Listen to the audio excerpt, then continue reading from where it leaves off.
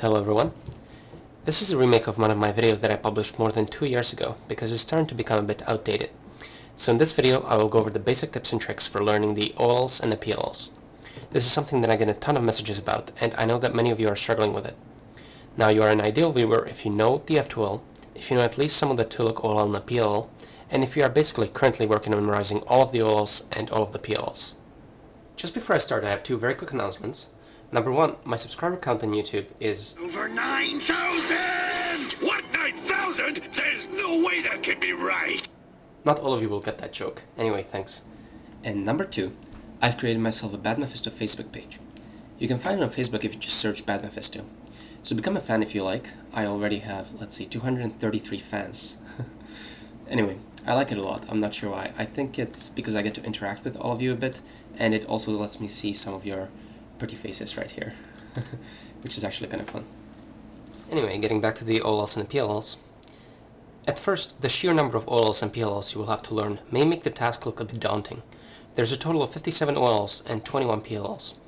But I'm here to tell you that yes, it will speed you up a lot, and no, it's not too bad, if you do it right. Good, now let's get to it. First, I will try to give you some general guidelines for how you should learn these algorithms, and then I will go into some more specific details later. So first of all, I always recommend that you learn the PLLs first. The reason you want to do this is that both the OLL and the PLL will speed you up about the same amount, so it makes sense that you want to learn the PLLs first, because there's only 21 of them. In addition, you will most likely already know at least 7 just from the beginner's method and the two-look PLL, so you're basically 30% down even before you start. You want to learn these at about a rate of 1 or 2 algorithms per day. If you try to do more, you will fail and forget them. Second, the best way to learn is to simply repeat the algorithm endlessly. Your brain will pick it up if you just keep repeating it, no matter how hard or long it is. I will demonstrate for you. I've picked a random PLL algorithm that I don't know, say this Emperor, and now I'm going to learn it. I sped this part up for 2 reasons. First, there is nothing exciting to see here. I am basically looking at the algorithm and I am applying it to the cube again, and again. And second, this part just naturally takes a long time. I think the biggest reason that people have trouble with these algorithms is that they expect too much too quickly. You must understand that learning these algorithms is not very easy, especially if you are just starting out, so you must be prepared to pay the price in sweat, so to speak. I always tell people that all of these tips and tricks videos that I put up, that gets you at most 10% of the way. 90% of it is you sitting down, investing the time and doing deliberate practice. It takes a long time, expect it. No, you're not doing it wrong, and no, you're not dumb, presumably. It just really takes that long. But every one of us went through it at one point or another, and it is certainly doable, and it helps with your times. I see it almost as a rite of passage that every cuber just has to go through. So patience. So now I can do it without looking, and you'll just have to trust me that I'm doing this without looking.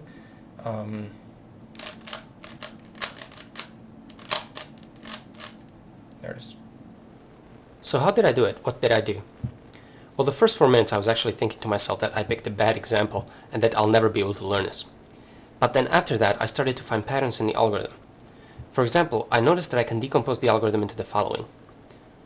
The first part is from when you do this F2L algorithm, which I already know, where you have the white sticker pointing to the top and you need to insert the corner here and the edges placed. One of the ways to solve this case is to put the corner there and just repeat that 4-letter sequence 3 times. So I knew that 4-letter sequence from that algorithm already. The third part there, R U prime R U, well, that's just the beginning of this U perm, where you need to cycle this way. R U prime R U. So I already knew that 4-letter sequence as well. Now the last 3 letters, when you get to that point where you need to apply the last 3 letters, the cube looks like this. So you can already even see how you can align this cube to solve it. You don't even need to remember the last 3 letters. You just align here, align the whites, and align here. So you don't even have to remember those. PLLs are really nice that way because you can just look at the cube and you can just see how you need to align it to finish it. So you almost never have to remember the last few letters. You can just see what you need to align. And after a few solves, all of this will translate directly into muscle memory and you will just be able to do the whole thing. So the basic guidelines are the following. First, just repeat the algorithm for some amount of time like a robot, again and again and again. Then, start trying to identify patterns in the algorithm. More on this very soon. Later, try to start doing part of the algorithm without looking. Always try to do bigger and bigger portion by yourself until you can do the whole thing without looking. And finally, and this is extremely important, you will want to do the entire algorithm a couple of times several hours later in the day. Most preferably right before you go to sleep. This will really solidify the memory in your head. It works wonders for me, at least. To make life much easier for you than what it was for me when I was learning this, I've created nice colorful pages for all the PLLs and all the OLLs in the exact order that I recommend you learn them. The order is pretty simple. You want to always learn the simplest algorithms first. This is because most of the algorithms have the exact same chance of occurring in a solve, so might as well start with the easy ones and leave the harder ones for later. Another reason is that it gets easier to remember new algorithms the more and more you know, so even the harder ones won't seem as hard later on. Now I have some tips for the kinds of patterns you can be looking for in the algorithms. Most often you will want to try to group things in the algorithm notation. Some moves, such as for example the RU, R', U', occur many times in different algorithms. So for example here, here, here, here, here, all over the place. Now you should try to recognize these frequently occurring groups and use them instead of trying to memorize single letters at a time. On the algorithms that you can find on my website, I have already tried to do a lot of the hard work for you by putting frequently occurring parts in brackets. Another pattern you can be looking for is overlaps with other algorithms that you already know.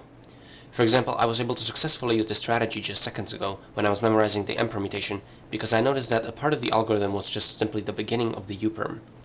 You can find many other examples of this, and I always try to comment on them in the last column, but this case here is a particularly good example because here, for example, you can notice that this entire part, well, that's just the solution to this. It's just this first OLL, and it's fitted nicely inside here between R' and UR. So together, this whole thing is just simply the solution to this case. So often you can find whole parts of algorithms in other algorithms.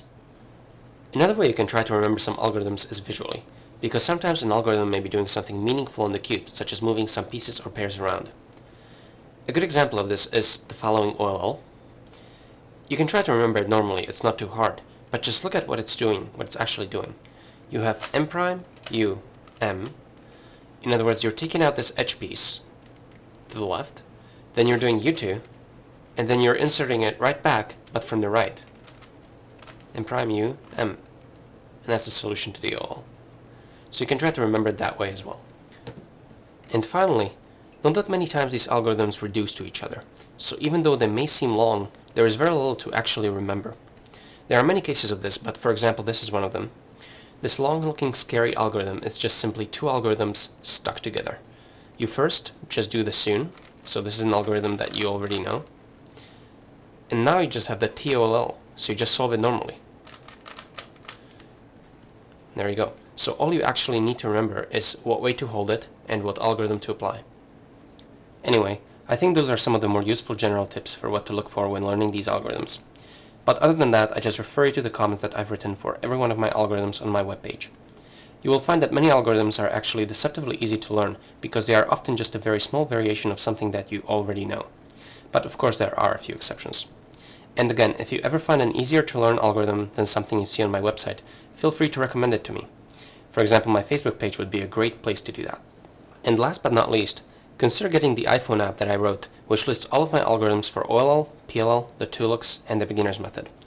This can come in handy if you don't feel like dragging a huge number of printable sheets with you all the time, and you want to always have the algorithms on you in case you start to forget. You can find it in the iTunes store under the name Bad Mephisto. And that's it for now. I hope I convinced you in the video that learning the OLLs and the PLLs is actually much easier than what it looks like when you just look at the dense algorithms page for the first time, and I hope you give it a try.